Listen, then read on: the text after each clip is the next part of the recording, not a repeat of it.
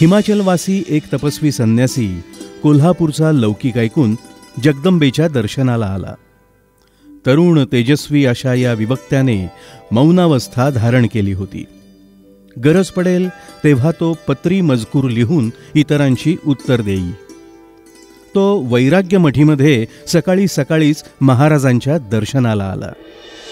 नाही वंदन नाही स्तुती अशा मौनावस्थेत तो महाराजांच्याकडे पाहत होता.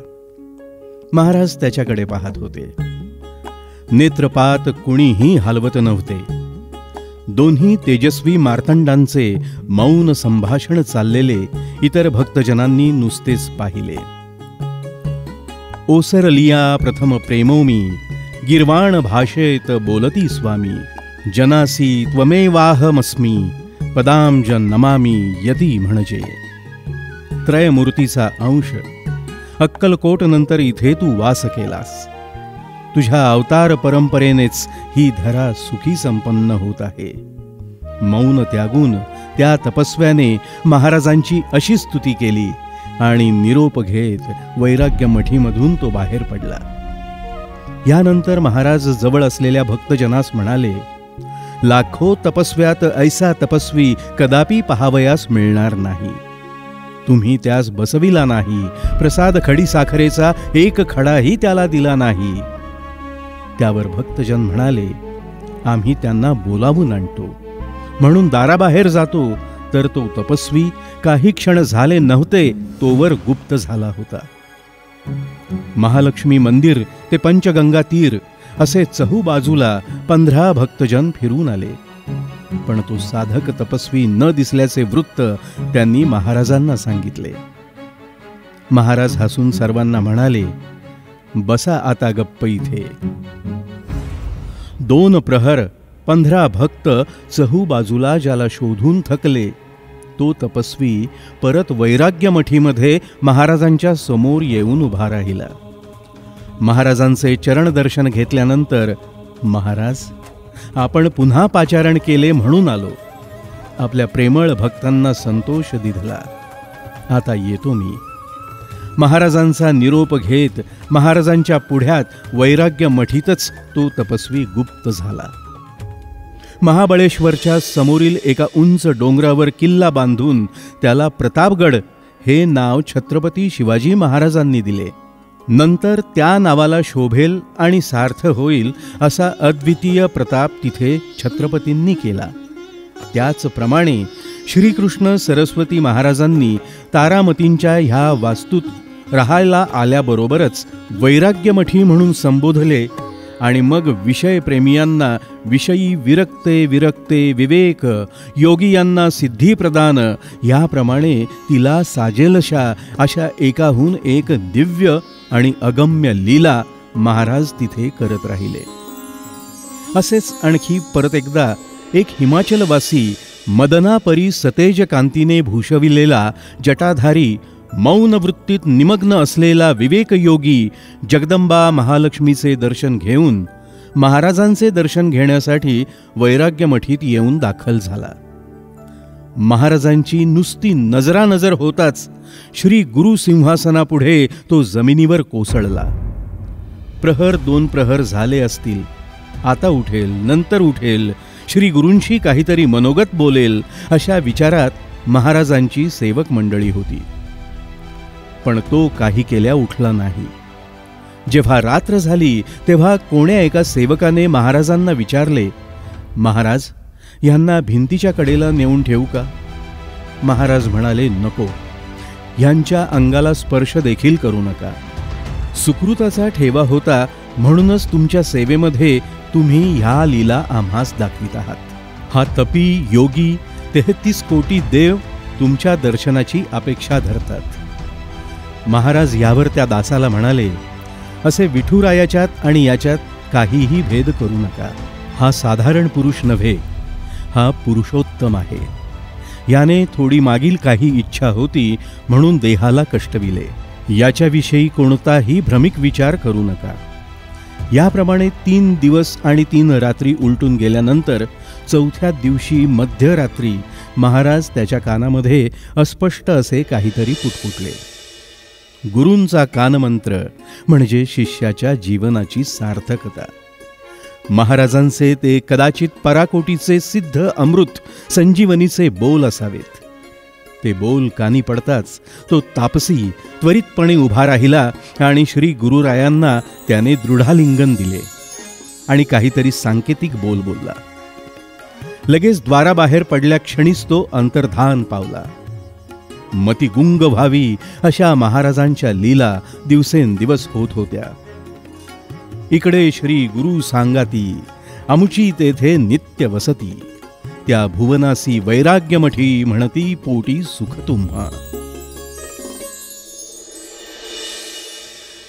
तारामतीचा नातू अगदी अबोलका वयाने नुसता 6 महिन्याचाच असताना त्याला महाराज वडणगे गावी वेळाई म्हणजेच शिवभवानीच्या दर्शनाला घेऊन निघाले होते. आद्य गुरु श्री शंकराचार्यांनी या शिवप्रिय भवानी मातेस समयांबा असे म्हणून संस्कृत भाषेमध्ये गौरवलेले आहे.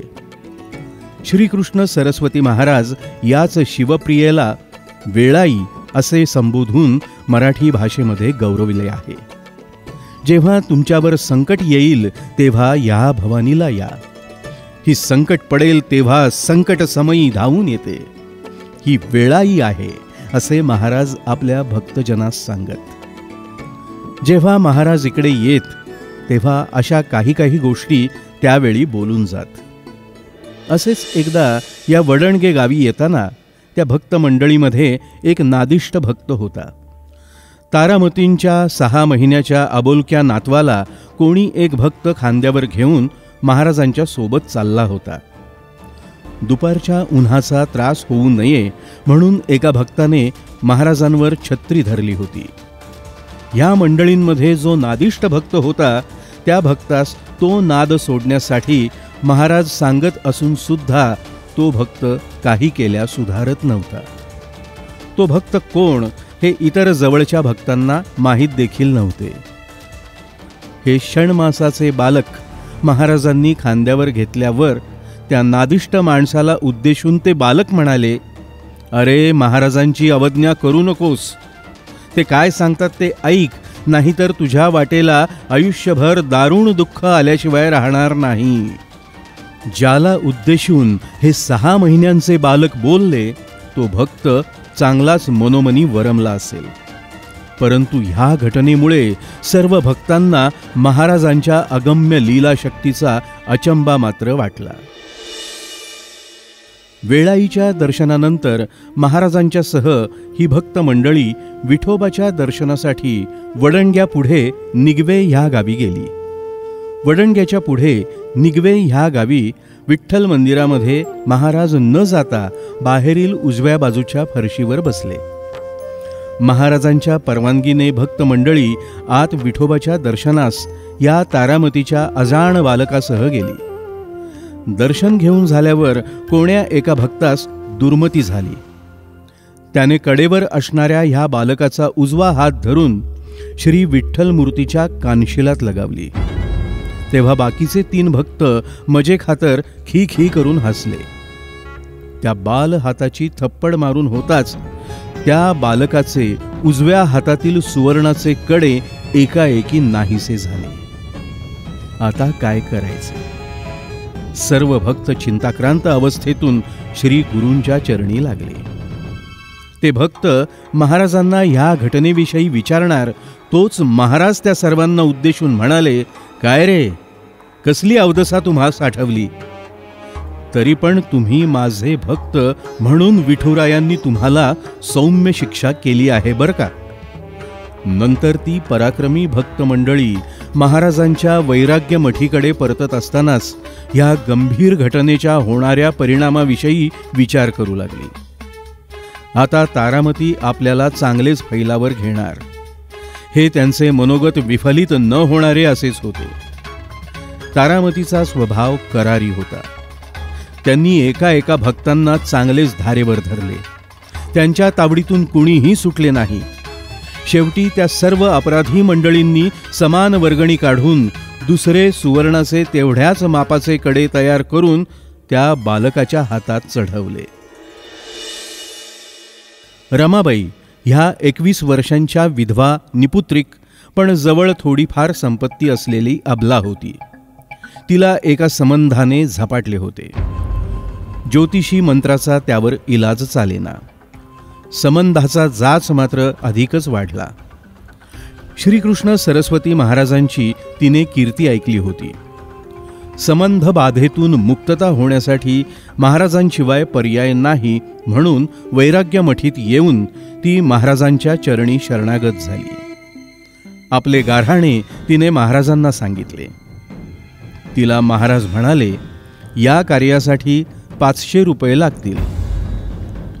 हा सौदा व्यवहाराची मागणी थोडी विचित्र वाटणारी अशी आहे. त्रैलोक्याच्या ह्या मोक्षदायिनी राजाला 500 रुपये तरी कशाला पाहिजे होते, असा प्रश्न कुणाच्याही मनात येणे स्वाभाविकच आहे. 500 रुपयातले 5 पैसे देखील महाराजांना नको होते. रमाबाईंच्या कर्मदशेतनं तिच्याच खर्चाने तिला महाराज मुक्त करू पाहत होते.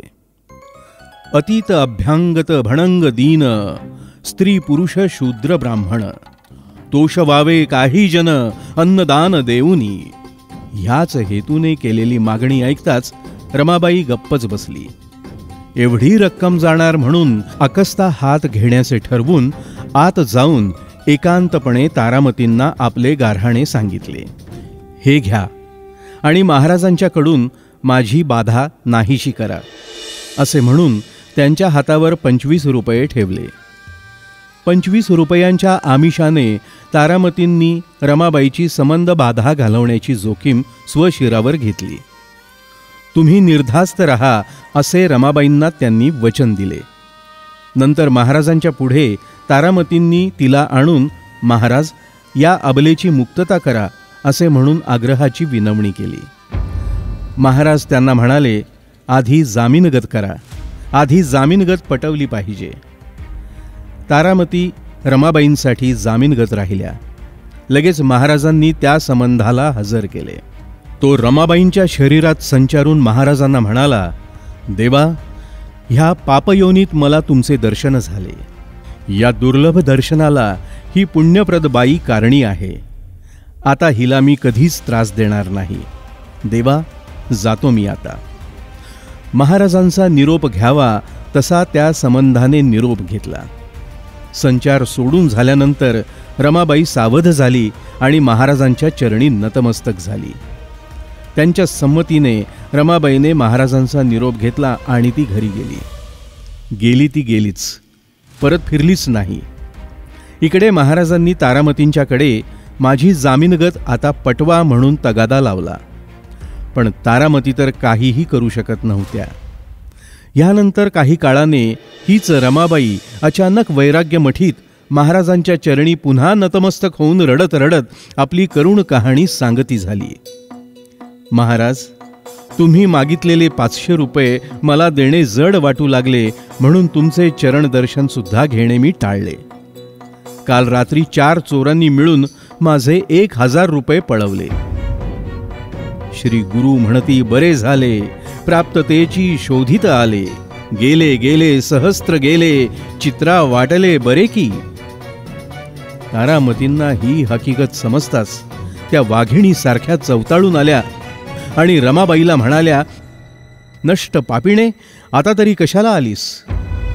तेव्हा रमाबाईने महाराजांच्या सोबत त्यांची देखील क्षमा मागितली आणि म्हणाली, तारामती, अगं तू पवित्र गुरुसेविका, माझा एवढा अपराध तू पोटी घाल. तुझ्या करुणेची मी याचना करीत आहे, एवढी मला भीक घाल. आता हिला बोलून तरी काय उपयोग, म्हणून तारामतींनी आपला क्रोध आवरला आणि मग हे प्रकरण शांत झाले. महाराज तारामतींच्या गृही वावरत. महाराज म्हणजे या उकिरड्यात पडलेला एक हिराच आहे. या दत्तगुरूंना बाहेर कुठेतरी कायमचेच राहण्याचे ठिकाण आयोजित केले पाहिजे असा विचार काही भक्त सेवकांच्या मनी आला आणि त्यांनी रुद्र पठणाचा बेत योजून तो परिपूर्ण देखील केला. नंतर 14 दिवसांनी पुढे महाराज वेणी माधवांना म्हणाले, वेणी, अरे तुमचा रुद्र कैलासनाथाला मान्य आहे. परिपंढरीचा नाथ एक आण्याच्या देण्यात कर्जबाजारी झाला आहे. उपवास, व्रत, वैकल्ये, अनुष्ठानाने कधी कर्जातून मुक्तता होत नाही. त्यावेळी महाराजांच्या उक्तीतला अर्थ लवकर सर्वांना विशद झाला नाही. त्याच रात्री रामदास आणि हरिपंत दोघेही निद्रिस्त असता एकच स्वप्न एकाच वेळी दोघांनाही पडले. वैराग्य मठीमध्ये जिथे आज भजनाच्या वेळी मृदुंग वाजवला जातो, त्या लाकडी खांबाला बलाढ्य हनुमंत मारुती रायाला तारामतींनी एका जाडजूड दोरखंडाने करकचून बांधले असून त्या उभय सेवक रामदास आणि हरिपंतांना म्हणत आहेत, 3 जन्मांचे माझे अगाध असे तप, म्हणूनच या मारुती रायाला मी इथे असा बांधून ठेवला आहे, नाहीतर तो काय. दोघेही जागृत होऊन एकमेकांना पडलेले एकच स्वप्न सांगत होते. जवळच वेणी माधव होते. एकच स्वप्न या उभय दासांना पडलेले पाहून त्यांना विलक्षण आश्चर्य वाटले. पंढरीची विठ्ठल भगवान, एक आणा त्यास झाले ऋण, अर्धे त्यातील गेले फिटून, अर्धे अजून बाकी असे. उभय तास सांगे येऊ, आजची बोलले श्री गुरु, कर्ज बाजारी रमावरू, मुक्त न करू शकते व्रते. आता तुम्ही श्री गुरूंना ह्या वास्तूतून बाहेर काढण्याचा विचार सोडा. काही झाले तरी महाराज वैराग्यमठी सोडणार नाहीत. तारामतींच्या भक्तीचे ऋण फेडण्यासाठीच ते इथे राहिले आहेत. ह्या स्थानाचा स्वीकार अथवा त्याग त्यांच्या इच्छेनुसारच होणार. त्यात आपल्याला काहीही ढवळाढवळ करता येणार नाही. वेणी माधवांचा हा विचार रामदास आणि हरिपंत उभयतांना मान्य झाला. काषाय वस्त्रं मणिहारभूषितं,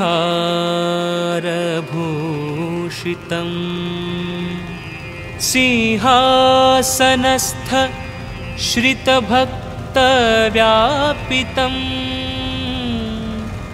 अनाथनाथं करवीरवासिनं,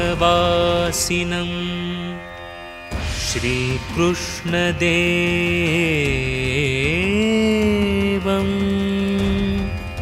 शरणं प्रपद्ये. श्रीकृष्णसरस्वती दत्त महाराज की जय. श्री